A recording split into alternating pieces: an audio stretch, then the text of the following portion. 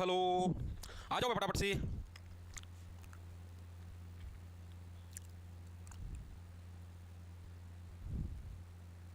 आ जाइए आ जाइए, मैं लिंक शेयर कर देता हूँ टेलीग्राम पर।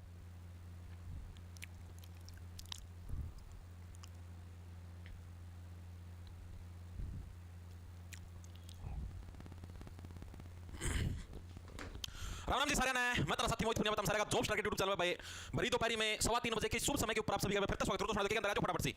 क्या हुआ? अंबाला कैंट सर, ये क्लासेस ग्रुप डी बैच में भी, हाँ ग्रुप डी बैच के अंदर भी ये क्लासेस डलती है भाई। ठीक है, तो भाई देखो जैसा कि आप लोगों को पता है, आपने मॉडर्न हिस्ट्री स्टार्ट करके, और मॉडर्न हिस्ट्री हमारी मतलब कि परसों तक हो जाएगी खत्म। ठीक है, आज ये हमारी समझो सेकंड लास्ट क्लास है। इसका अपना सिर्फ रहता भारत छोड़ो आंदोलन और मतलब डायरेक्ट अपनी आजादी, बस ये एक ही टॉपिक रहता भारत छोड़ो आंदोलन। यानी कि सोमवार को अपनी मॉडर्न हिस्ट्री हो जाएगी समाप्त, उसका एंशिएंट और मिडिवल स्टार्ट करके इसको खत्म कर देंगे इस मंथ के अंदर अंदर। ठीक है भाई, तो देखो आप ने कल कहां तक पढ़ा था? आप ने पहला गोल में सम्मेलन पढ़ लिया था, दूसरा गोल में सम्मेलन पढ़ लिया था, और जो दूसरा गोल में सम्मेलन था हुआ कब था? 1931 के अंदर, पहला 1930 के अंदर और तीसरा 1932 के अंदर। दूसरे के अंदर क्या चीज हुई थी? लास्ट में हमने क्या पढ़ा था कि भाई जो डॉक्टर भीमराव अंबेडकर है उन्होंने क्या बोला था कि जो भी एससी कास्ट के जो लोग हैं उनके लिए अलग से इलेक्शन हो। ये चीज बोली थी, पृथक इलेक्शन होने चाहिए, पृथक निर्वाचन प्रणाली होनी चाहिए ऐसी कास्ट के लोगों के लिए, ये बात बोली थी। इससे गांधी जी की उनकी असहमति हो गई थी और इस वजह से क्या है वो मीटिंग आपकी कैंसिल हो गई थी और दोबारा से भारत में सविनय आंदोलन शुरू किया गया था। ये चीजें मैंने आपको कल बताई थी, इतनी हर एक साथी क्लियर है? बताओ एक बार। विकास कश्यप सर, पहली बार ऑनलाइन क्लास अटेंड कर रहा हूं यमुनानगर से। भाई लास्ट तक जुड़ेगा ना, मजा आएगा। ठीक है, क्या हुआ सर? जैन धर्म बौद्ध धर्म तो भाई वो एंशिएंट हिस्ट्री में तो आएगा आरू शिवा से। ठीक है, करो स्टार्ट। ठीक है, देखो स्टार्ट करते आगे। अब क्या हुआ? अब उसके बाद जैसे ही मतलब डॉक्टर भीमराव अंबेडकर ने डिमांड पेश करी कि भाई एससी कैटेगरी के लिए अलग से निर्वाचन क्षेत्र होना चाहिए, तो अंग्रेजों के दिमाग में कंसेप्ट जगा। अंग्रेज ये सोचते भाई, उस टाइम महात्मा गांधी ने विरोध किया था। महात्मा गांधी जी क्या बोले कि भाई इस टाइम से भाई तो हर एक समुदाय अपने अलग अलग मांगने लग जाएगा। आज एससी समुदाय के लिए आप मांगने लगे अंबेडकर जी की इनके लिए आप अलग से इलेक्शन प्रणाली स्टार्ट करो, फिर कल ओबीसी समुदाय बोल दिया, कल ओबीसी बोल देगा, उससे अगले दिन जनरल समुदाय बोल देगा कि हमारा भी अलग से इलेक्शन होना चाहिए, तो पूरा देश अलग अलग टुकड़ों के अंदर बट जाएगा। तो अंग्रेजों को इस चीज का पता था कि हाँ भाई गांधी जी की और डॉक्टर भीमराव अंबेडकर जी की इस बात पे नहीं बनने लग रही, तो उन्होंने इस चीज का फायदा उठाने की सोची। वैसे सोचे कि क्यों ना फूट डालो राज करो की नीति के ऊपर काम करें। उन्होंने जान करके सांप्रदायिक पंचायत जारी कर दिया। सांप्रदायिक पंचायत का मतलब क्या कुछ था? ये इसको कम्युनल अवार्ड भी बोलते हैं। ये बताता हूं क्या कुछ सिस्टम है, आओ। इसको क्या है? कम्युनल अवार्ड भी बोलते हैं या फिर सांप्रदायिक पंचायत भी बोलते हैं। क्या चीज है जिसके बारे में बताओ, इसके बारे में तुमको बताता हूं। देखो ये क्या कुछ मामला था, इसके अंदर आपकी मेनली स्पेशल घोषणा कर दी है जो कम्युनल अवार्ड सांप्रदायिक पंचायत, इसके अंदर यही बात कही गई थी कि हां भाई जो ऐसे समुदाय के लोग हैं उनको अलग से निर्वाचन का जो अधिकार है वो मिलेगा। ठीक है, और इसकी घोषणा किसके द्वारा करी गई? ये एग्जाम के अंदर पूछा जाता है कि सांप्रदायिक पंचायत किसने जारी किया। ठीक है, इसकी घोषणा किसने करी इसको जारी करने की? तो किसके द्वारा जारी किया जाएगा? अंग्रेजों के द्वारा जारी किया जाएगा। यानी उस टाइम कौन था? रैमजे मैकडोनाल्ड, उसके द्वारा ये जारी किया गया। रैमजे मैकडोनाल्ड, जो एमसी डोनाल्ड का तुम खाते हो, मैकडोनाल्ड। ठीक है, इसके द्वारा इसकी घोषणा करी गई थी, इसी के द्वारा जारी किया गया था। कब किया गया था जी? साल 1932 के अंदर। ठीक है, 1932 में इसके द्वारा जारी किया गया सांप्रदायिक पंचायत। इसके अंदर चीजें समझ में आ गई ना? इसके अंदर क्या चीज दी गई थी? इसके अंदर क्या चीज दी गई थी कि दलित वर्ग के लिए अलग से निर्वाचन होगा, दलित वर्ग के लिए पृथक निर्वाचन, अलग से इनके लिए इलेक्शन की व्यवस्था होगी, इनकी सीटें अलग से रिजर्व होंगी। ठीक है, और इनके लिए अलग से इलेक्शन की प्रणाली होगी। ठीक है, और गांधी जी ने इसका विरोध शुरू कर दिया भाई। गांधी जी ने विरोध शुरू कर दिया, इसका विरोध शुरू कर दिया। गांधी जी तो आपको पता है जेल के अंदर डाल दिए थे, यरवदा जेल के अंदर। क्यों? मैंने बताया नहीं था? जैसे इनकी असहमति बनी थी द्वितीय गोल में सम्मेलन के अंदर उधर लंदन के अंदर, तो गांधी जी और ये सारे जब वापस आए तो आते ही गांधी जी ने दोबारा से सविनय आंदोलन शुरू कर दिया। जैसे दोबारा से इन्होंने सविनय आंदोलन शुरू किया, अंग्रेजों ने इनको पकड़ के जेल के अंदर डाल दिया। तो इनको कौन सी जेल के अंदर? यरवदा जेल के अंदर डाला गया था, और वहीं पर गांधी जी ने विरोध शुरू कर दिया। विरोध के रूप में इन्होंने क्या चीज स्टार्ट करी? आमरण अनशन शुरू कर दिया भाई। क्या स्टार्ट कर दिया? आमरण अनशन। बोले जब तक मर नहीं जाता तब तक अन्न का कोई भी दाना नहीं खाऊंगा। आमरण अनशन शुरू कर दिया। अब इसकी वजह से क्या भाई, ये मामला भी इंटरनेशनल लेवल पे पहुंच गया। अब जो दूसरे देशों के लोग थे, जो दूसरे देशों की सरकारें थी, उनके दिमाग में भी ये कांसेप्ट गया भाई, चीज तो सरासर गलत दिखने लग रही है कि भाई आप मतलब कि एक धर्म है, उस धर्म के अंदर भी आप अलग से बंटवारा करने लग रहे हो। एससी कास्ट को अलग प्रावधान दो, बीसी को अलग दो और दो। ठीक है, फिर इनके अलग से इलेक्शन कराओ करवाओ, और फिर मतलब देश के अंदर भी बहुत ज्यादा मामला हाई लेवल के ऊपर चला गया। जो डॉक्टर भीमराव अंबेडकर है इनके ऊपर प्रेशर बढ़ गया। सारे जने बोलने लगे गांधी जी तो इंटरनेशनल लेवल का एक नेता मशहूर रहते हैं, प्रधानमंत्री मोदी जी और उसी टाइप से। तो इस टाइप सारे बोले गांधी जी का कीमत उसका जिम्मेदार अंबेडकर तो होगा भाई, तेरी जिद का कारण गांधी जी का कीमत होगा। ब्राह्मण बनती है, अन्न का दाना कौन खाऊं? तो प्रेशर बढ़ गया अंबेडकर जी के ऊपर भी। तो अंबेडकर जी ने बोले चलो कौन कर दे, हम तो अलग निर्वाचन को लेंगे एससी कास्ट के लिए, चलो समझौता इसको कैंसिल करो। तो वो कैंसिल कैसे हुआ था? वो कैंसिल हुआ पूना पैक्ट के तहत। ये पूना पैक्ट क्या था जी, ये समझो। ये पूना पैक्ट था क्या? ये पूना पैक्ट जो ये तुम्हारे जो मतलब जो सिस्टम है ये कैंसिल हुआ, नहीं, इसको पूना पैक्ट बोलते हैं। मतलब कि गांधी जी ने भी अंग्रेजों से आह्वान किया कि भाई इसको हटाओ, ये जो पृथक निर्वाचन की प्रणाली देश के टुकड़े हो जाएंगे, मान जाओ। तो अंग्रेज जैसे बोले भाई हम तो नहीं हटाएंगे। अगर आप लोग आपस में डील कर लो, गांधी जी और अंबेडकर जी, अगर तुम लोग आपस में बात कर लेते हो, आपस में अगर समझौता कर लेते हो कि हाँ भाई सारा का सारा सिस्टम हो, ठीक है, तो मतलब हम लोग कैंसिल कर देंगे, बाकी हम लोग कैंसिल नहीं करेंगे। तब ये पूना पैक्ट हुआ। पूना पैक्ट कब हुआ था? साल 1932 के अंदर हुआ था, 24 सितंबर 1932 के अंदर।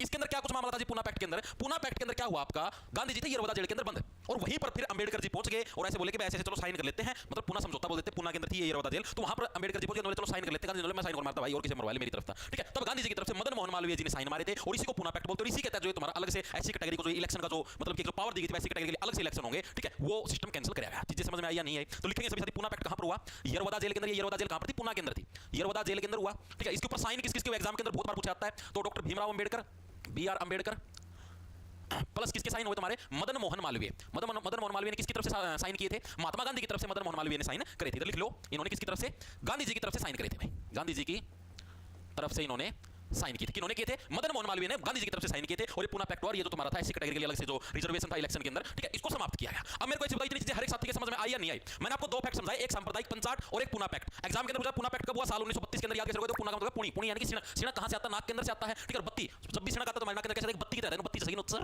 चर, ठीक है। पूना पैक्ट हमारा 1932 के अंदर, इस तरीके से याद रखना, ठीक है। किस किसके साइन हुए, डॉक्टर भीमराव अम्बेडकर और मदन मोहन मालवीय। अब आप लोग मेरे को खुद ये चीज बताओ एक बार के लिए कमेंट करके सभी साथी कि ये जो स्टेज थी, अब जो देश की सिचुएशन थी, क्या इस सिचुएशन में गांधी जी सही थे या गलत थे, ये चीज आप लोगों को बतानी है। अंबेडकर जी सही थे या गलत थे, कौन सा व्यक्ति तो इसके अंदर सही था, एक बार के लिए कमेंट करके बताओ मेरे को। क्लियर है गुरुजी? क्लास लाइव कौन ही रिकॉर्ड है, कौन है वो, बाबूलाल कुल्हड़ी, भाविक थानेदार। अरे पढ़ लेना लगता क्यों मेरे गल मत मार के मैं लिख जाऊंगा मतलब हांड लगा बेबे मुकरी। सर जी मैंने जीएफ बना ली है और वो प्रेग्नेंट हो गई, अब क्या करूं सर जी। तन्नू मलिक भाई, पहला तो छोरा छोरी है, नोवी नहीं मेरा तन्नू, तन्नू तो नाम छोरी है आजकल, ये सॉन्ग भी हो जाए भाई, छोरी छोरी वापस नहीं प्रेग्नेंट करते हैं, कोई बड़ी बात नहीं इसमें भाई। करूँगी अपना बाप बनने की वो कर तैयारी, अपना जलवा जुलवा बुदन का इंतजाम, बढ़िया टेंट लगवाएगी।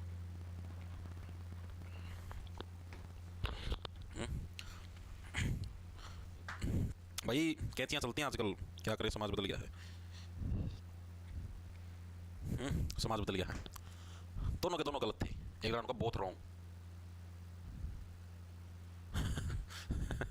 सर मुझे दिल्ली पुलिस कांस्टेबल का बैच लेना था, गलती से ग्रुप डी का ले लिया, अब क्या करूं। निखिल सिवास, कुछ ना कर भाई, सेम है, कुछ अलग नहीं है उसके अंदर, सेम है। डियाड़ा में भी तैयारी हो जाएगी दिल्ली पुलिस की। नहीं दोनों गलत नहीं थे, इस सिचुएशन के अंदर गांधी जी सही थे, ठीक है। क्योंकि देखो उस टाइम जरूरत थी देश को साथ में एक साथ उसके साथ लड़ने की, ठीक है। देश पूरा अगर एक साथ होता तभी तो अंग्रेजों से लड़ पाएगा।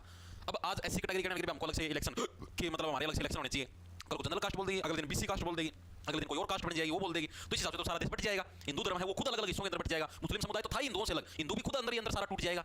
तो उनको जोड़े रखने के लिए गांधी जी ने उस टाइम ये बात बिल्कुल सही बोली थी कि अभी एससी कैटेगरी के लिए अलग से निर्वाचन करने की चीज गलत है, ठीक है। हाँ सर फिर वर्तमान में रिजर्वेशन क्यों दिया गया, वर्तमान में रिजर्वेशन को मैं आपको बताता हूं किस लिए क्या कुछ दिया गया था। जब भारत छोड़ो आंदोलन कराऊं संविधान के बारे में बताऊंगा तो बताइए, मोटा मोटा भी सुन लो। डॉक्टर भीमराव अम्बेडकर जी क्या बोले, समाज के अंदर दलितों की मतलब कि बहुत लोग इज्जत नहीं करने लग रहे, तो और उनकी सिचुएशन उनकी जो स्थिति वो भी बहुत मतलब कि कमतर है, तो उनकी स्थिति को ऊपर लाने के लिए डॉक्टर भीमराव अम्बेडकर जी ने रिजर्वेशन नाम की चीज दी कि भाई इनको मान लिया गवर्नमेंट जॉब के अंदर भी रिजर्वेशन मिलेगा या और कहीं पर भी इनकी फीस कम लगेगा, अगर रिजर्वेशन लेके आए। और उन्होंने ये बोला था कि अगले 10-15 साल में जब तक दलितों की स्थिति अच्छी नहीं हो जाती तब तक ये रिजर्वेशन रहेगा, उसके बाद इस रिजर्वेशन को हटा दिया जाएगा। इस उद्देश्य से संविधान के अंदर रिजर्वेशन लाया था और इसीलिए वहां पर संविधान सभा के अंदर जितने भी व्यक्ति थे जिन्होंने संविधान जब बना उसके ऊपर साइन मारे थे, तो उन्होंने इसी कारण साइन मारे थे कि हां अगले 10-15 साल में जब दलितों की स्थिति सुधर जाएगी तो उसके बाद रिजर्वेशन हट जाएगा।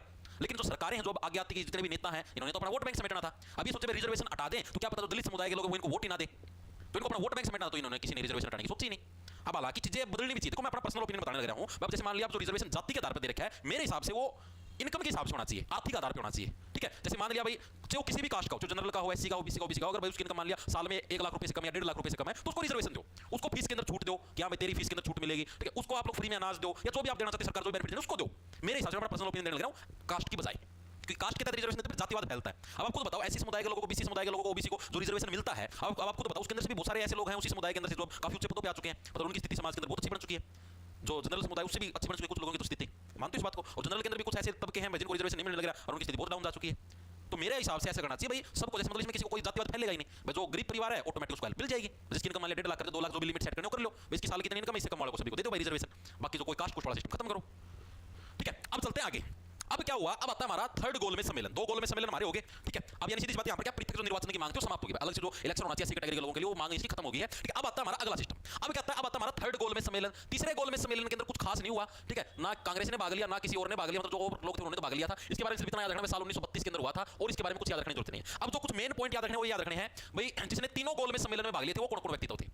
तीनों गोल में सम्मेलन, एग्जाम के अंदर पूछा था बहुत बार। तीनों गोल में सम्मेलन में जो भाग लेने वाले व्यक्तित्व थे, सम्मेलन में भाग लिए वो व्यक्तित्व कौन कौन थे जिन्होंने तीनों गोल में सम्मेलनों के अंदर भाग लिए। तो ऐसे व्यक्तित्व कौन थे, तो डॉक्टर भीमराव अम्बेडकर थे जिन्होंने पहले गोल में सम्मेलन के अंदर भी, दूसरे के अंदर भी, तीसरे के अंदर भी, तीनों गोल में सम्मेलन के अंदर इन्होंने भाग लिया था, ठीक है जी। दूसरे व्यक्तित्व आर एम जयंकर थे, इन्होंने भी तीनों के अंदर भाग लिया था। और तीसरे व्यक्तित्व थे तेज प्रताप सुप्रू, ठीक है। लिखेंगे सभी साथियों का नाम, बहुत इंपॉर्टेंट पूछा जाता है एग्जाम के अंदर। B R Ambedkar, doctor Bhimrao Ambedkar जी।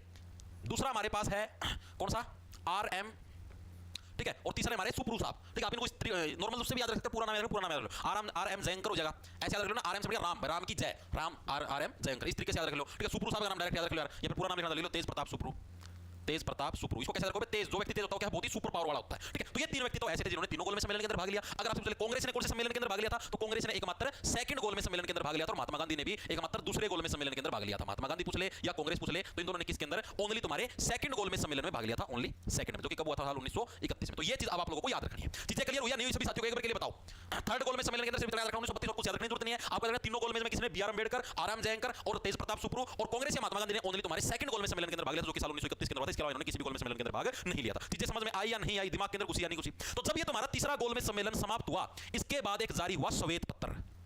श्वेत पत्र जारी। श्वेत पत्र क्या होता था जी? श्वेत का मतलब होता है व्हाइट, व्हाइट पेपर, ठीक है। ये अंग्रेज लोग जारी करते थे। अंग्रेजों को कोई भी कानून बनाना होता है, कोई भी आदेश देना होता था भारत के अंदर, तो श्वेत पत्र यानी व्हाइट पेपर के ऊपर ब्लैक अक्षरों के अंदर जो भी उनका आदेश होता था उसको लिखकर जारी करते थे, यानी कि एक श्वेत पत्र जारी हुआ, ठीक है। इस श्वेत पत्र के अंदर क्या कुछ चीज थी? इस श्वेत पत्र के अंदर तीनों गोलमेज सम्मेलन का निष्कर्ष था। तीनों गोलमेज सम्मेलन का निष्कर्ष, तीनों गोलमेज सम्मेलन के अंदर क्या डिसीजन निकला? फाइनल का निष्कर्ष आया आपका।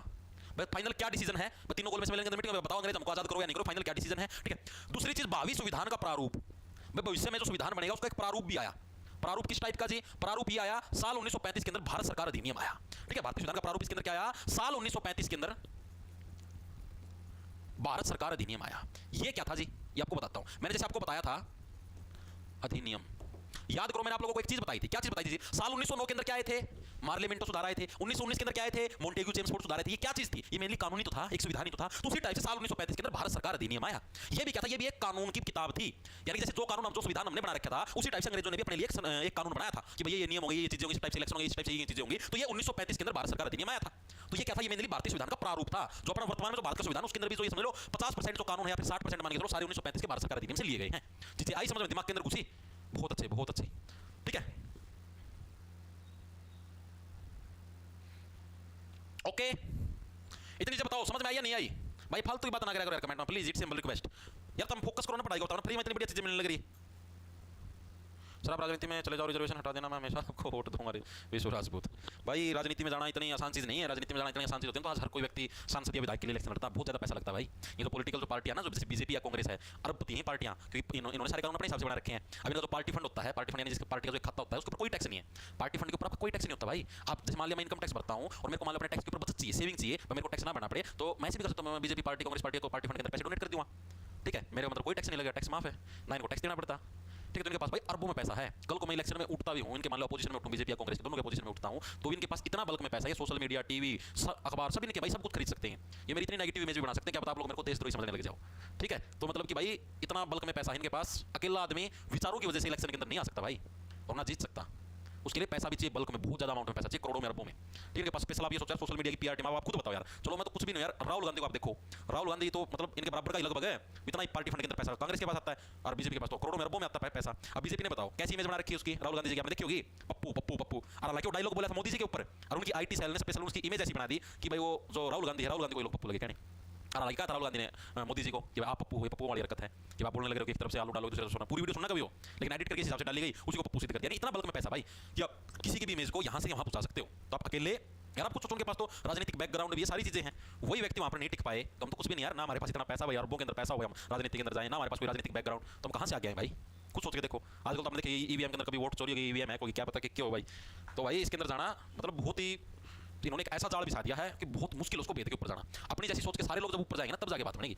अच्छा आगे जो इलेक्शन में युवा लोग हैं वो ज्यादातर इलेक्शनों के अंदर उठे हैं और वही इलेक्शन जीतते हैं, आप लोग भी उनको वोट दें बल्क मात्रा के अंदर, ठीक है। तब जाके आगे भविष्य में जाके देश की राजनीति बदल सकती है। युवा लोग हैं, इसको मतलब ये डिसीजन लें कि हाँ भाई इस हिसाब से रिजर्वेशन होना चाहिए, इस हिसाब से चीजें होनी चाहिए, तब जाके चीजें बदल सकती है, वरना नहीं बदलेंगी, ठीक है। नहीं तो राजतंत्र लागू करना पड़ेगा, देश का राजा बनना पड़ेगा, जिस जाके चीजें काबू में आएंगे भाई, जिस अपने हिसाब से सारे रूल बनाएंगे ना, तब जाके नो है ना किसी विधायक की जरूरत, ना किसी सांसद की। तो मान लो मैं कुछ अच्छा करना चाहूँ, मान लो मैं देश का प्रधानमंत्री बन गया, मैं चाहूँ भाई रिजर्वेशन जाति के बजाय आर्थिक आधार पर, यानी पैसे की जिसकी इनकम जितनी उसके हिसाब से हो, तो मेरे सांसद लोग मेरा साथ नहीं देंगे, सांसद साथ नहीं देंगे तो बिल पास नहीं होगा, और मैंने ज्यादा जिद्दी करी तो अपना मेरा उसका प्रधानमंत्री का सपोर्ट वापस ले लेंगे, मतलब प्रधानमंत्री पद जाता रहेगा, ठीक है। तो उसके लिए तो राजा ही बनना पड़ेगा, तब जाके समझो भाई हाँ भाई किसी सांसद की किसी की जरूरत नहीं भाई, यही कानून बनेगा। या फिर ये भाई जो भी सांसद बनेगा सारे अपनी जैसी सोच के होने चाहिए, ठीक है, अपनी बात मानने की हाँ भाई इस हिसाब से बिल पारित हो। चलिए आगे आगे तो अगला कौन सा हमारे पास, अब आते हैं हम लोग, इतनी चीजें हमारे पास होगी, दिमाग के अंदर घुस गई, ठीक है। अब क्या हुआ, अब आता हमारा सेकंड वर्ल्ड वॉर, द्वितीय विश्व युद्ध। आओ सेकंड वर्ल्ड वॉर, ये क्या कुछ सिस्टम था द्वितीय विश्व युद्ध? द्वितीय विश्व युद्ध हमारा कब हुआ था? साल 1939 के अंदर स्टार्ट हुआ था, 45 तक हमारा चला था द्वितीय विश्व युद्ध। हमें इसके अंदर पूरा विस्तार पूर्वक पढ़ने की जरूरत नहीं है, हमें कुछ एक मोटे-मोटे पॉइंट पढ़ने हैं जो कि हमारे अभी काम आएंगे, उसकी वजह से हमारा इतिहास जुड़ा हुआ है, इसलिए हमें पॉइंट पढ़ने की जरूरत है, ठीक है जी। क्या हुआ कि 1 सितंबर 1939 को जर्मनी ने पोलैंड पर आक्रमण कर दिया। जर्मनी ने पोलैंड पर आक्रमण कर दिया। और 3 सितंबर को, यानी कि युद्ध के 2 दिन बाद 3 सितंबर को क्या है, ब्रिटेन भी युद्ध में शामिल हो गया। 3 सितंबर 1939 को क्या है, ब्रिटेन भी युद्ध में शामिल हो गया। और उस टाइम क्या था, और साथ के साथ जो ब्रिटेन मतलब जो भारत का वॉइस रॉय था लिंदलिथ को, उस टाइम लिंदलिथ को अपना वॉइस रॉय बन गया था, ठीक है। तो लिंदलिथ को था, उसने ये भी घोषणा कर दी भारत भी ब्रिटेन के साथ है। तो इसी के अंदर क्या है, लिंदलिथ को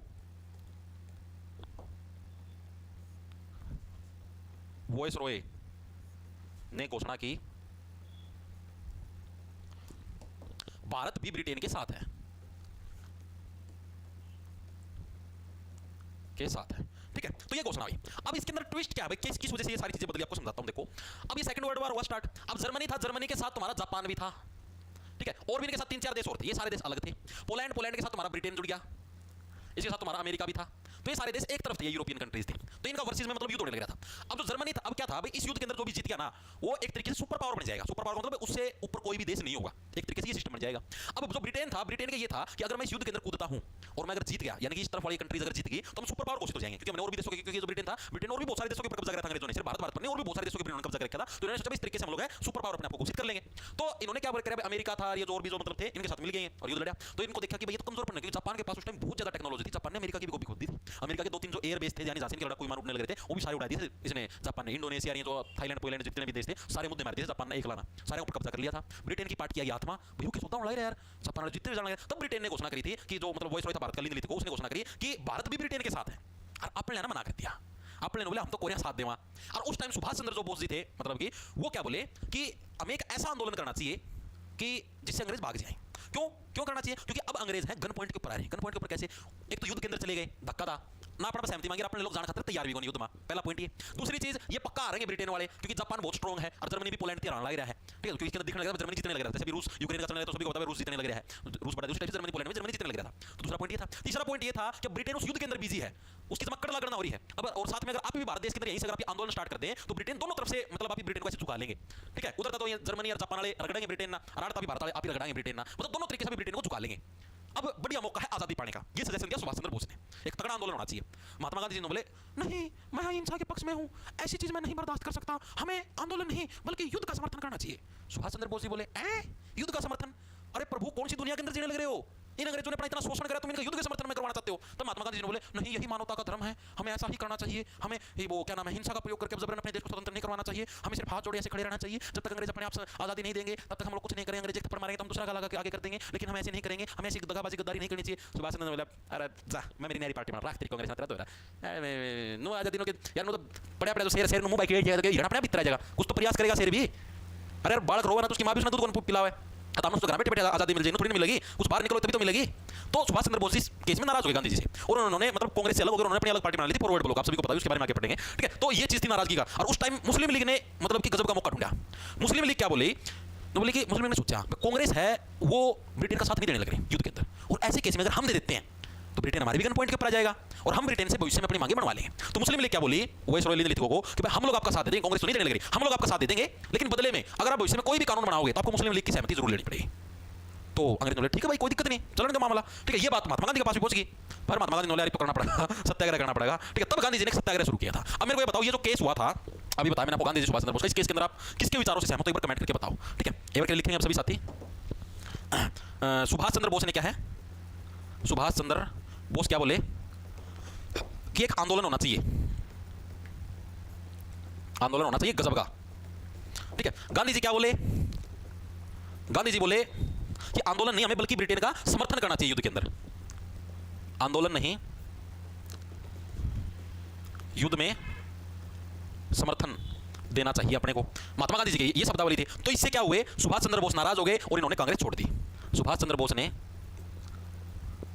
कांग्रेस छोड़ दी और 1939 में फॉरवर्ड ब्लॉक नाम की पार्टी बनाई। इंपॉर्टेंट है, एग्जाम के अंदर प्रश्न पूछा था फॉरवर्ड ब्लॉक पार्टी किसकी थी, सुभाष चंद्र बोस की, बनाई कब थी, साल 1939 के अंदर। चीजें समझ में आई हर एक साथी के। गांधी ने मेरा वाक्य बोला था जी, वो तो गांधी ने मेरा वाक्य बोला था, मतलब अरे अनपढ़ लोग ब्लॉक मारे ना, नहीं करना चाहिए था ब्रिटेन में, वेरी गुड। उस टाइम बल्कि सुभाष चंद्र बोस का तर्क बिल्कुल सही था भाई कि अगर आप अब सही अंग्रेज काबू मारे हैं उधर युद्ध काम डंडा रहे हारना हो रहे हैं, ठीक है, आप ही समर्थन ना करें, मतलब एक तरीके से पैसा उनका सारा लग लिया युद्ध के अंदर, आप अगर उनका डंडा लगा देंगे, मतलब तगड़ा आंदोलन कर देंगे, तो अपने आप घुटने को ऊपर आ जाएंगे और ऑटोमेटिक अपना आजादी मिल जाएगी। मतलब बहुत सही चीज थी उस टाइम के हिसाब से, ठीक है यार। आप लोग खुद सोचो, मान लो तुम युद्ध के अंदर गए हो तो इतना तो दिमाग तुम भी चला सकते हो किस चीज में बेनिफिट है, जिसकी सिचुएशन के हिसाब से आप भी तो बेनिफिट उठा सकते हो। बहुत अच्छे बहुत अच्छे।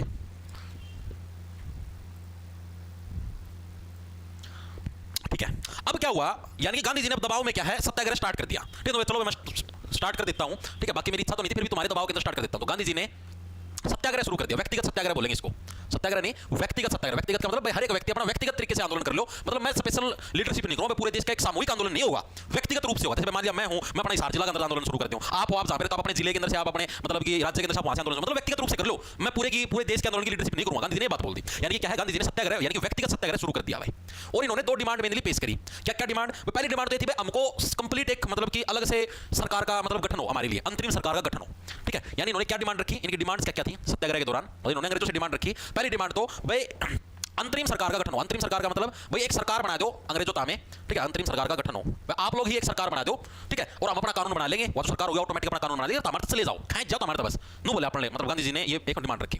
दूसरी डिमांड रखी कि भारत का खुद का संविधान हो, भारत का खुद का संविधान हो, ये दो चीज भारत हम प्रोवाइड करवा दो, हमारे खुद के कानून, हमारी खुद की सरकार, बाकी हम अपने आप देश में संभाल लेंगे, ठीक है, हमारे तक खेचो बस फटाफट। ये चीज वहां पर डिमांड करी गई, ठीक है, चीजें समझ में आई या नहीं आई? बहुत अच्छे बहुत अच्छे, वेरी गुड वेरी गुड, ठीक है। तो इसके ऊपर क्या था, अंग्रेज सरकार ने मना कर दिया, ना तारी खुद का संविधान मिलेगा और ना तारी अंतरिम सरकार बनावा, बाढ़ पड़े तरह पड़ता, तो अंग्रेज सरकार ने बोली, मार तो मुस्लिम लीग है, ठीक है। और इसी दिन जिस दिन अंग्रेज सरकार ने यह बात कही तो मुस्लिम लीग ने उस दिन मुक्ति दिवस बनाया, ठीक है। और अंग्रेज सरकार ने बात कब कही थी, 22 दिसंबर को कही थी। तो याद रखेंगे सभी साथी, 22 दिसंबर 1939 को मुस्लिम लीग ने मुक्ति दिवस बनाया, मुक्ति मिली था, मुस्लिम लीग ने मुक्ति दिवस बनाया भाई, चलो मुक्ति मिली, ठीक हो गया, ये बड़े हाथ लगा रहे थे मुस्लिम लीग वाले, ऐसे बोले भाई, ठीक है। उसके बाद क्या था, फिर मुस्लिम लीग ने अपने प्रस्ताव पेश करे। मुस्लिम लीग ऐसे बोले कि हम लोग आप लोगों को ऑफर देते हैं, नहीं मुस्लिम लीग के लोग क्या बोले कि हम लोग खुद अंग्रेजों को ऑफर देने लग रहे हैं कि हम लोग हमारी ये डिमांड और हम आपका साथ देने को तैयार है भाई, ये तो कौन दे मार डाले तो, लेकिन हम दे देंगे। यानी 23 मार्च 1940 को मुस्लिम लीग का अधिवेशन हुआ, कहां पर, लाहौर के अंदर। कहां पर? लाहौर के अंदर मुस्लिम लीग का एक अधिवेशन हुआ, लिखेंगे लाहौर मुस्लिम लीग अधिवेशन।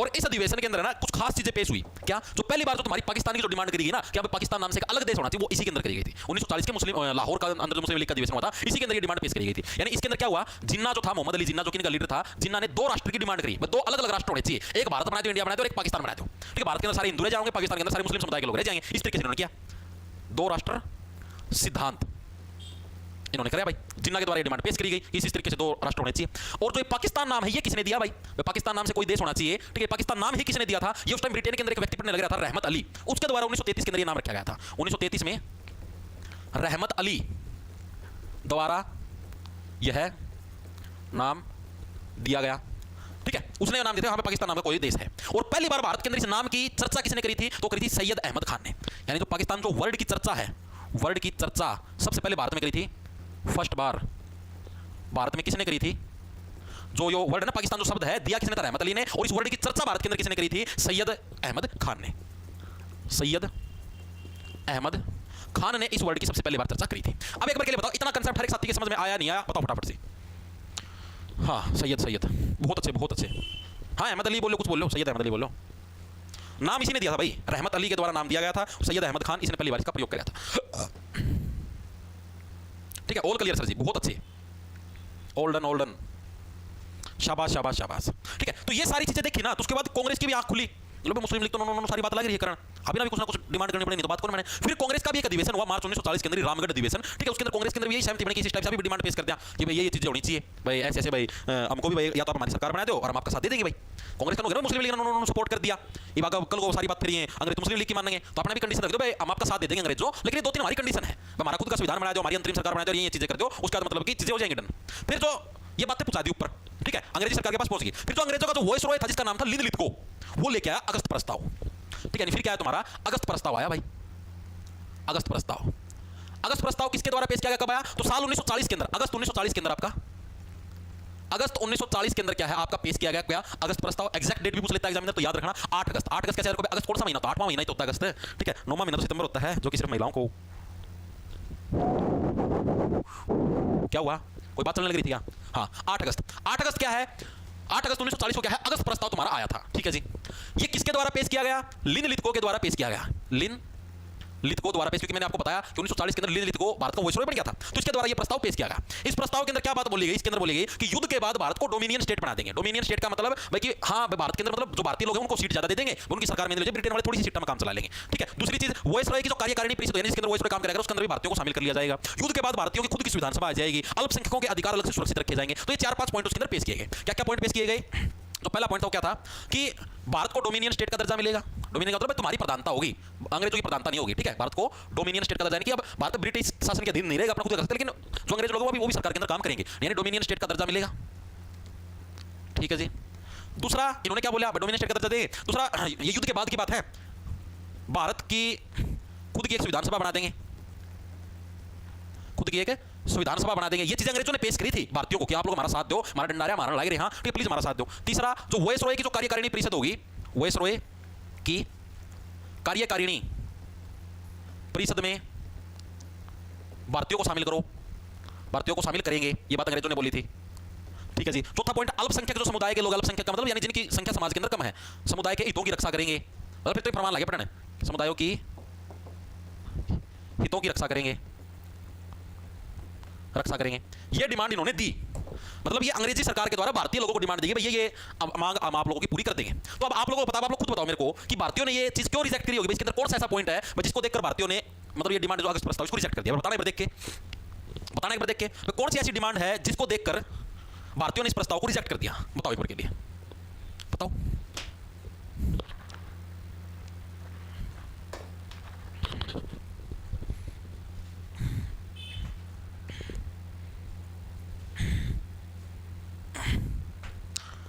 कौन सा? 1 बहुत सही। देखो अब आप लोग सही आंसर देने लग रहे हो ना, इसका मतलब ये है कि जो अभी तक मैंने आप लोगों को चीजें समझाई मॉडर्न हिस्ट्री की, आप लोगों के अच्छे से समझ में आई है।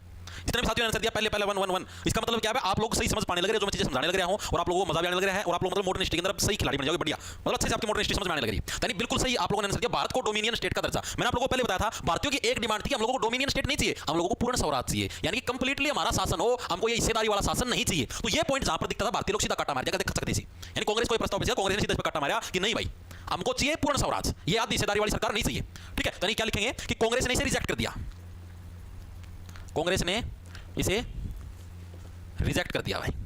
और इसी टाइम महात्मा गांधी जी ने, उसने जवाहरलाल नेहरू जी ने कमेंट भी किया कि ये जो अगस्त प्रस्ताव था ये तो कैसा था, ये तो जैसे दरवाजे के अंदर जंग लगी कील होती है ना, उसके समान था। अब दरवाजे के अंदर जो ऐसी कील हो जिसके ऊपर जंग लगा वो किसी काम की नहीं होती, तो उसी टाइम उन्होंने बोला जो अगस्त प्रस्ताव ये भी ऐसा है भाई, तो दरवाजे के अंदर कील ठोकी जिसके ऊपर जंग लगा हुआ था, जो कि अब किसी काम की नहीं है, ठीक है। तो इसी के ऊपर नेहरू जी ने कमेंट भी किया, ये आता एग्जाम के अंदर। नेहरू जी ने क्या कहा भाई, यह दरवाजे में जंग लगी कील के समान है जो ये तुम्हारा अगस्त प्रस्ताव है।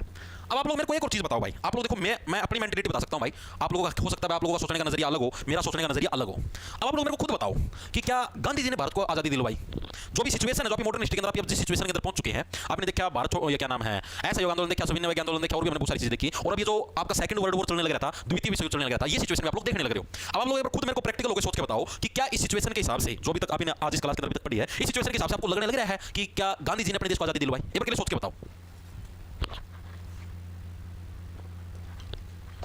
मैं अपना पॉइंट ऑफ व्यू बताने लगा, ये बात कहीं किताबों में नहीं लिखी, अब मैं जो बात आपको बोलूंगा, मैं अपना सिर्फ एक पॉइंट ऑफ व्यू बताने लग रहा हूं। नहीं सर, क्यों? क्योंकि आप खुद देखो कि अंग्रेज सरकार खुद फंसी हुई थी, अंग्रेज सरकार खुद फंसी हुई थी भाई, क्योंकि इन्होंने गलत तरीके से सेकंड वर्ल्ड वॉर के अंदर पांव फंसा लिए थे, और उसी की वजह से ये खुद कहने लगे। आप खुद सोचो कि अगर गांधी जी ने आजादी दिलवाई होती तो ये अगस्त प्रस्ताव और चीज क्रिप्स में क्यों पेश करते हैं अंग्रेज लोग? आप खुद बताओ। अंग्रेज लोगों ने खुद ने डिमांड पेश करी है भारतीयों के सामने, कांग्रेस के सामने, कि हां भाई हम लोग अपना प्रस्ताव पेश करते हैं, हम लोग आपकी ये मांग है, हम आप लोगों को ये ऑफर देने लग रहे हैं। अब कुछ अंग्रेज खुद आजादी देने लगे, एक तरीके से आधी आजादी तो थी, ये पूर्ण स्वराज यानी पूरी आजादी तो नहीं थी, लेकिन एक तरीके से आधी आजादी तो थी। डायरेक्ट ऑफर करने लगे कि द्वितीय विश्व युद्ध जैसे खत्म हो आप लोगों की खुद की संविधान सभा बना देंगे और आप लोगों को डोमिनियन स्टेट का दर्जा दे देंगे, यानी ऑटोमेटिक नेचुरल आजादी मिलने लग रही है। मान रहे हो इस बात को? उसका क्रिप्स मिशन भी आया 1942 के अंदर, उसके अंदर भी सेम सिचुएशन थी, वो भी कांग्रेस ने रिजेक्ट कर दिया। उसके अंदर भी उन्होंने यही डिमांड पेश करी थी कि हां भाई आपको आधा, उसका मतलब आधी प्रधानता तुम्हारी कर देंगे। बीच में फिर गांधी जी ने शुरू कर दिया भारत छोड़ो आंदोलन, जैसे क्रिप्स मिशन गया, मतलब एक तरीके से भारत छोड़ो आंदोलन नाम का एक तरीके से आप बोल सकते हो आंदोलन था, मतलब एक वो हो गया भाई जैसे उन्होंने बहती गंगा में हाथ धोना, वो वाला सिस्टम हो गया। अंग्रेजों को देनी थी फिर तो आजादी, क्योंकि उनके लट फंसा हुआ था द्वितीय विश्व युद्ध के अंदर पैर फंसा के, फिर उन्होंने मजबूरी में आज़ादी दे दी, क्योंकि उनके जो मेन जो डंडा आया हुआ था वो आया था द्वितीय विश्व युद्ध का। अगर सेकंड वर्ल्ड वॉर के अंदर अगर अंग्रेज नहीं फंसे हुए होते ना, तो आज तक भी अपना देश आजाद नहीं होता। इस चीज को तुम लिख के ले लो, आप खुद भी प्रैक्टिकल माइंड हो, आप सोच के देख सकते हो, आप इतने पढ़े लिखे हो, जो आपने अभी तक सिनेरियो देखा सारा, आप खुद सोच के देखो, आपने कम से कम 25 क्लास से पढ़ ली होगी मॉडर्न हिस्ट्री, आप खुद सोच के देखो कि जो वर्तमान सिचुएशन थी, अगर सेकंड वर्ल्ड वॉर के अंदर अगर अंग्रेज लोग अपना पाँव नहीं फंसाते तो क्या आज अपना देश आजाद होता? बिल्कुल भी नहीं होता। गांधी जी कितने आंदोलन कर लेते, क्योंकि आपको सोचो इन्होंने ऐसे युग आंदोलन भी किया, सविनय आंदोलन भी किया, ठीक है, अंग्रेजों के पास रास्ता था, डायरेक्ट उठा के जेल में डालो, क्या आजादी देनी है? मान रहे हो इस बात को?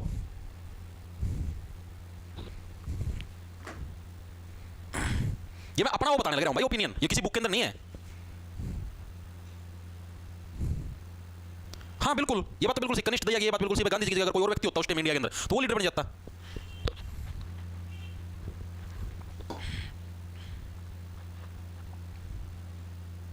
बिल्कुल, ये तो सुपर पावर बन जाते। हाँ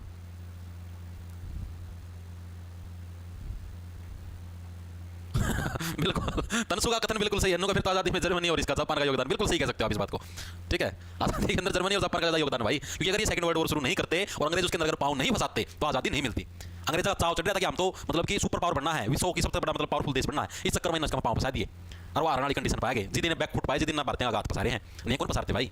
तो मेन जो रीजन है सेकंड वर्ल्ड वॉर है, जिसकी वजह से अपने को आजादी मिली। अगर सेकंड वर्ल्ड वॉर नहीं होता, अब आपको सोचो अगर महात्मा गांधी जी अगर होते भी नहीं ना, आप सोच के देखो सिनेरियो के अंदर, अगर महात्मा गांधी जी नहीं होते तब भी आजादी मिल जाती, क्योंकि सुभाष चंद्र बोस ने खुद ने कही थी। ये सुझाव किसका था? सुभाष चंद्र बोस ने नहीं कही थी। आपको देखो यहां पर सुभाष चंद्र बोस ने किधर गए, एक बात कही थी कि एक तकड़ा आंदोलन होना चाहिए, क्योंकि अंग्रेज लोग उधर फंसे हुए सेकंड वर्ल्ड वॉर के अंदर, अपने को आजादी मिल जाए। उल्टा गांधी जी ने तो ये और कही थी, नहीं आंदोलन नहीं, हमें युद्ध का समर्थन करना चाहिए, अंग्रेजों का साथ देना चाहिए। तो यानी कि सोच किसकी थी, आइडिया किसका था? सुभाष चंद्र बोस का था। यानी असली आजादी तो सुभाष चंद्र बोस ने दिलाई है। मेरे हिसाब से तो राष्ट्रपिता की उपाधि भी इनको मिलनी चाहिए। मान रहे हो इस बात को? अगर गांधी जी इनके ऐसा भी मान के चलते और होते भी नहीं ना, तो भी सुभाष चंद्र बोस ये काम कर देते।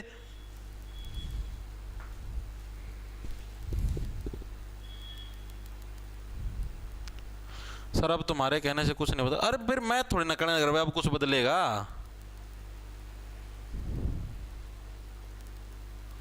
मैं ऐसे नहीं कहना मेरे कहने से कुछ बदल जाएगा, वो नहीं बदलेगा। तुम 1500 बच्चे देखने लग रहे हो, 1500 से क्या कुछ बदलेगा? कुछ नहीं बदलेगा भाई। ये तो जस्ट मैं अपने विचार आप लोगों के साथ पेश करने लग रहा हूँ, या फिर आप लोगों को समझाने लग रहा हूँ कि ये चीज़ ऐसे ऐसे हुई थी, आप भी एक नॉर्मल इंसान, आप भी समझने की कोशिश करो, ठीक है। प्रैक्टिकल होकर सोच के देखो कि ये चीज़ कैसे क्या कुछ हुई थी अपन, ठीक है। अब चले आगे, अब आगे देखते हैं, अब आगे क्या कुछ हुआ, आगे की प्रक्रिया देखते हैं भाई। ये सारी चीजें हुई, ठीक है। कांग्रेस ने इसको रिजेक्ट कर दिया और रिजेक्ट के नेहरू जी नई शब्दावली कही, ठीक है जी। उसके बाद क्या हुआ, साल 1940 के अंदर ब्रिटेन का जो प्रधानमंत्री था वो कौन बन गया? चर्चिल बन गया भाई। उसके बाद क्या हुआ, साल 1940 में चर्चिल ब्रिटेन का प्रधानमंत्री बना, पीएम बना।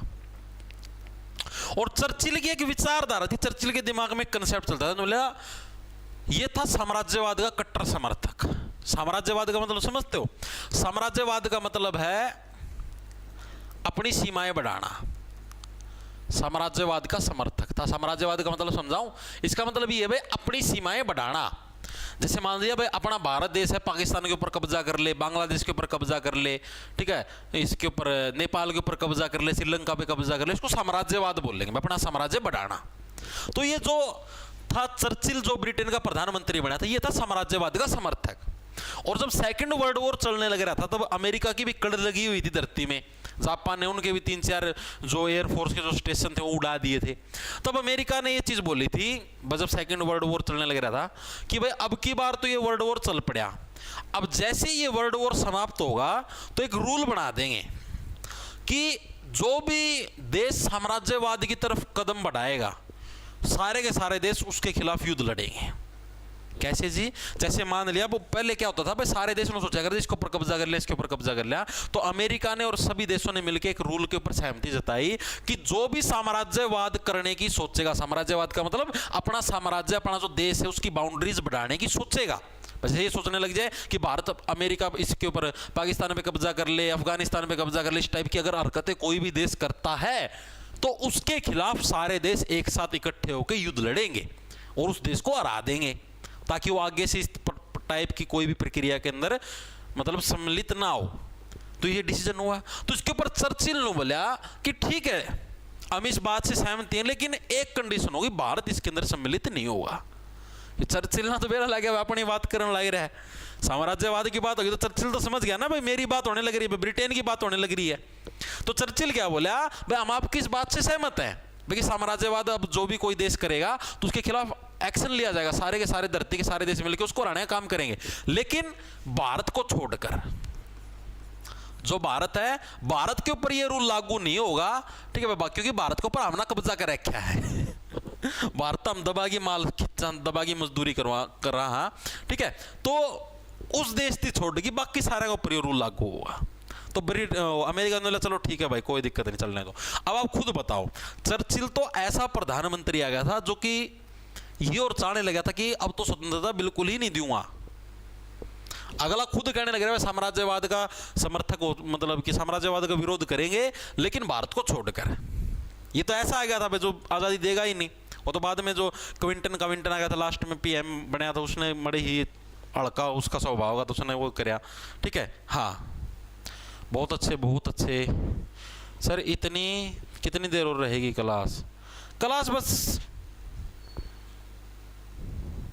1 मिनट रुको, क्लास 58 मिनट की होगी, 10 मिनट की और लेंगे बस, 10 मिनट में टॉपिक ही खत्म हो जाएगा ना तुम्हारा। हाँ बहुत अच्छे बहुत अच्छे, ठीक है। फिर क्या हुआ तुम्हारा, फिर गांधी जी ने स्टार्ट कर दिया व्यक्तिगत सत्याग्रह। गांधी जी को जब इस बात का पता लगा ना भाई कि भारत के साथ ऐसा करने लग रहे हैं कि भारत को छोड़कर बाकी सारी जगह साम्राज्यवाद का विरोध किया जाएगा, तो गांधी जी ने स्टार्ट किया व्यक्तिगत सत्याग्रह। एक और बार स्टार्ट कर दिया, जिसको बोल देते दिल्ली चलो आंदोलन भी बोल देते इसी को, दिल्ली चलो आंदोलन, क्योंकि उस टाइम सारी की सारी सत्ता है कहां से चलने लग रही थी, दिल्ली से चलने लग रही थी। तो इन्होंने ये स्टार्ट कर दिया, तो बोले भाई ये तो गलत सौदा कर रहे भाई अंग्रेज, इस व्यक्ति का सत्याग्रह दिल्ली चलो आंदोलन भी बोल देते थे। कब चला तुम्हारा? साल 1940 के अंदर। तो इसके अंदर गांधी जी ने 2 चीजें पेश करी। पहली चीज तो कि भारत युद्ध में ब्रिटेन का साथ नहीं देगा, ठीक है जी। दूसरा कि भारतीय नागरिकों को अभिव्यक्ति की आजादी मिलेगी। तो इसके अंदर 2 पॉइंट पेश किए गए। पहला तो क्या है, भारत युद्ध में ब्रिटेन का साथ नहीं देगा, साथ नहीं देगा। और सेकंड पॉइंट क्या पेश किया कि हर एक व्यक्ति को अपनी अभिव्यक्ति की आजादी मिलेगी, व्यक्ति को अभिव्यक्ति की आजादी मिलेगी भाई, आजादी मिलेगी। ये बात बोली किसने बोली? ये बातें बोली गांधी जी ने। भाई दिल्ली चलो जो आंदोलन चलाया इन्होंने, व्यक्तिगत सत्याग्रह चलाया, इसके अंदर उन्होंने ये बातें बोली कि भाई इस टाइप से चीजें चलेंगी। तो उस इसी जो तुम्हारा चलने लग रहा था, इसी के अंदर गांधी जी ने एक नारा भी दिया, दिल्ली चलो। अब एग्जाम के अंदर प्रश्न पूछा है गांधी जी ने दिल्ली चलो का नारा कब दिया, तो साल 1940 के अंदर दिल्ली चलो का नारा भी दिया। एग्जाम के अंदर प्रश्न पूछा गांधी जी ने दिल्ली चलो का नारा या फिर दिल्ली चलो का नारा किसने दिया? महात्मा गांधी जी ने कब दिया था? साल 1940 के अंदर इन्होंने दिल्ली चलो का नारा दिया था। फिर सरकार दबाव में आ गई, अंग्रेज सरकार ने बोली भाई चलो भाई कोई बात ना गांधी जी आपकी भी थोड़ी बहुत मान लिया। हाँ क्या सर जी आंखों में ड्राइनेस आ गई है, क्या हुआ? चिकनी कैसे करूं, इलाज बता दो भाई। विशु राजपूत ऐसे चला जा किसी का दौरा अनु कहते मेरी आंख में थूक दे, ठीक है, आंख में आ जाएगी चिकनाहट। पढ़ ले ला कर क्यों बकवास करे है, आड़े आड्डा गेड़े लियो तना पूरी चिकनाहट दे दी, बकवास ना करे, पढ़ ले। देखो आगे क्या हुआ, इतनी चीजें हुई। फिर अंग्रेज सरकार फिर से प्रेशर में आ गई कि भाई ये क्या कुछ सिस्टम हो गया भाई, ये तो भारत वाले तो कौन मान दे भाई, साथ कौन देने लग रहे, अभी बैकफुट कमा रहे हैं युद्ध के ऊपर। फिर अंग्रेजों ने एक और मतलब कि प्रलोभन देने की कोशिश करी अपने को, जिसका नाम था क्रिप्स मिशन। ये क्या था जी? क्रिप्स नाम का एक अंग्रेज अधिकारी था और इसकी लीडरशिप में जैसे आपका साइमन कमीशन नहीं आता, साइमन कमीशन के अंदर सर जॉन साइमन था जो कि मेन लीडर था, उसी टाइप से क्रिप्स मिशन के अंदर क्रिप्स नाम का एक मेन अंग्रेज अधिकारी था जो कि यहां पर लीडर था। और ये जो मेन अंग्रेज अधिकारी था लीडर, ठीक है, ये भारत के अंदर आया अलग अलग प्रस्ताव लेके, जैसे अगस्त प्रस्ताव उसी टाइप से अलग अलग प्रपोजल लेके आया कि हाँ भैया ये हम लोग आपको प्रपोजल देने लगे, आप लोग मान जाओ, हमारा साथ दो युद्ध के अंदर। तो ये कब आया, ये मतलब इसका गठन कब हुआ था, तो 11 मार्च 1942 को इसका गठन हुआ। भारत के अंदर कब आया, कम से कम 5-6 दिन का समय तो लगेगा भाई। ब्रिटेन से भारत के अंदर तो तब क्या एरोप्लेन थोड़े होते, समुद्री जहाजों से आते थे, तो थोड़ा समय लगा। 23 मार्च तक ये भारत के अंदर पहुंचा, 10 एक दिन का समय लग गया। 23 मार्च 1942 को भारत पहुंचा क्रिप्स मिशन, ठीक है। और इसने भी क्या है, ये डेट याद रखना 1942 वाली, बाकी से सारी भूल जाना। 1942 साल पक्का याद रखना, क्रिप्स मिशन भारत कब आया, साल 1942 के अंदर, ठीक है जी, चीजें समझ में आ गई। इसका मेन उद्देश्य क्या था, इसका मेन उद्देश्य यही था भाई सेकंड वर्ल्ड वॉर के अंदर भारतीयों को शामिल करना। सेकंड विश्व युद्ध में भारतीयों को शामिल करना, यह इसका मेन उद्देश्य था। किसका मेन उद्देश्य था, तुम्हारा क्रिप्स मिशन का। इसने भी सेम टू सेम वही मतलब कि प्रस्ताव रखे, मतलब ये 23 तारीख को भारत के अंदर आए, 27 तारीख को ये गांधी जी से मिले, जो क्रिप्स मिशन के जो लोग थे, ठीक है। ये बोले गांधी जी बताओ क्या समस्याएं हैं जी, सॉल्यूशन करेंगे, आप लोग प्लीज हमारा साथ दो, युद्ध के अंदर हम लोग जमानों घुटना पा रहे हैं, अंग्रेजों का साथ दो, हम आपको ये ऑफर देने लगे, आपको नो बनाए दें, अलग अलग ऑफर दिए, ठीक है। 30 मार्च को इन्होंने प्रस्ताव रख दिया, पब्लिकली जारी कर दिया, अखबारों के अंदर जारी कर दिया कि हम लोग भारतीयों को वही डोमिनियन स्टेट का दर्जा देंगे, और फलाना ढिमकाना, और अपनी संविधान सभा का ऑफर देवाएंगे, और मतलब एक अंतरिम सरकार भी बना दें, सारा सौदा कर देंगे। और वाई लाइन फिर डाल दी एक डोमिनियन स्टेट, और डोमिनियन स्टेट का नाम देखते ही कांग्रेस ने फिर मार दिया काटा। इन्होंने वही सेम चीजें पेश करी कि भारत को डोमिनियन स्टेट का दर्जा मिलेगा, जो इधर था ना, ये इधर था, जो चीजें इसने पेश करी थी अगस्त प्रस्ताव, सेम वही चीजें कि डोमिनियन स्टेट का दर्जा मिलेगा, भारत को संघ बना देंगे, यानी ब्रिटिश प्लस देसी रियासतें होंगी, संविधान सभा बनेगी, जो संघ में शामिल नहीं होगा उसका अलग संविधान भी बन सकता है। मतलब सेम चीजें यही थी, बस 1-2 पॉइंट अलग थे। जैसे एक पॉइंट ये एडअप कर दिया था, बस जो भी अपने भारत देश के अंदर शामिल नहीं होना चाहता वो अपना अलग देश बना लेना, अपने देश का अलग कानून बना लेना, ये एक पॉइंट और एडअप था, बाकी सारी यही सेम चीजें थी क्रिप्स मिशन के अंदर। तो इसको भी क्या है, कांग्रेस ने वही पॉइंट देखा, पहले वाला पॉइंट, भारत को डोमिनियन स्टेट का दर्जा, ये चीज देखती कांग्रेस ने फिर काटा मार दिया। तो बोले यार 13 अगस्त प्रस्ताव के अंदर भी सेम चीज थी, यहां पर फिर वही सेम चीज। हमने 100 बार कह लिया, हमको क्या चाहिए, हमको चाहिए पूर्ण स्वराज, हमको ये सौदा चाहिए ही नहीं कि डोमिनियन स्टेट एंड बैंड, यानी फिर इसको भी क्या है, इसको भी कांग्रेस ने रिजेक्ट कर दिया, कांग्रेस ने इसको भी रिजेक्ट कर दिया। कारण क्या था, हमको चाहिए सिर्फ पूर्ण स्वराज, यानी कंप्लीटली खुद का शासन चाहिए, डोमिनियन स्टेट वाला सिस्टम नहीं चाहिए। मेन रीजन पता लगा, क्रिप्स मिशन के पॉइंट दोबारा से लिखने की तो जरूरत नहीं है ना, आप लोग यहां से समझ जाओगे ना, जो ये पॉइंट थे डिट्टो सेम यही थे, बस एक जो अलग पॉइंट था वो क्या था कि जो राज्य भारत के अंदर शामिल नहीं होना चाहता वो अपना अलग से संविधान बना के अपना अलग से शासन कर सकता है, ये पॉइंट इन्होंने अलग से एडअप करा था, बाकी यही डिट्टो सेम थे, ठीक है। तो इसके ऊपर भी ये चीज देखते ही कांग्रेस ने फिर से काटा मार दिया, और तुम्हारा क्रिप्स मिशन भी भारत में हो गया फैल। और इसी के बाद क्या है, महात्मा गांधी ने भारत छोड़ो आंदोलन शुरू किया, ठीक है। और इस आंदोलन मतलब ये आंदोलन का कोई वो खास वो नहीं था, बस समझ लो अंग्रेज सरकार गन पॉइंट पा रही थी तो बेचारे ने मानना पड़ा। नियाड़ कितना तमनु सोचो ऐसे योग आंदोलन होया, कितना जोर लगाया अंग्रेज सरकार का बाल नहीं पट्टिया, सविनय वज्ञ आंदोलन कितना जोर लगाया, ठट्ठा जेड़ा में गिर दिए, कोई आज़ादी मिली को नहीं मिली।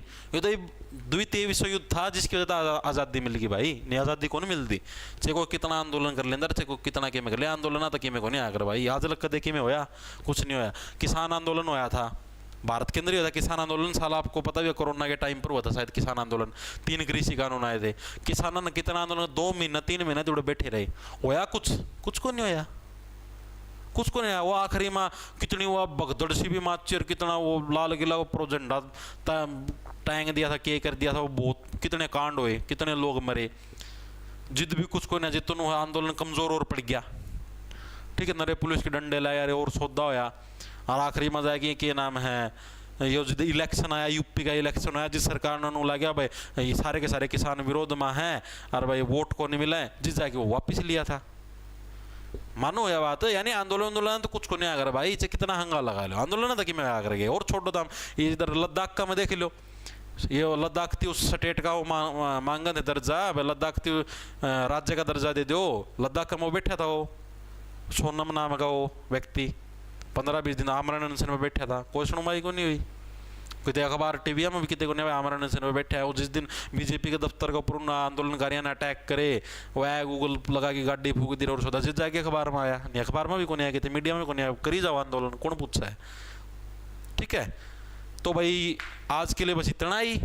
ठीक है, और करें हम लोग मंडे को भारत छोड़ो आंदोलन करके इस मॉडर्न हिस्ट्री को समाप्त कर दें। कल संडे की आपकी छुट्टी रहेगी, मंडे को आपकी मॉडर्न हिस्ट्री कंप्लीट हो जाएगी, उसके बाद हम लोग अपनी एनिशिएंट हिस्ट्री स्टार्ट करेंगे। ठीक है भाई, क्लास कैसी लगी कमेंट करके जरूर बता देना। सभी को राम राम।